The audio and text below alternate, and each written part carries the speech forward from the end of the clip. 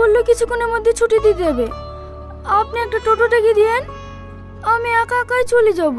অবশেষে আপলোড করা হলো বেদিনীর প্রেম নাটকটির নেক্সট পার্ট। কেন আমরা দেখতে পাচ্ছি না, আর এই নাটকটি কেন এত দেরিতে আপলোড করা হলো, সব জানতে পারবেন আজকের এই ভিডিওটিতে। বন্ধুরা, আজকের এই ভিডিওটি নাটক প্রেমীদের জন্য খুব গুরুত্বপূর্ণ হতে চলেছে, তাই আপনাদের কাছে একটা রিকোয়েস্ট, দেরি না করে ভিডিওটিতে লাইক করে চ্যানেলটি সাবস্ক্রাইব করুন।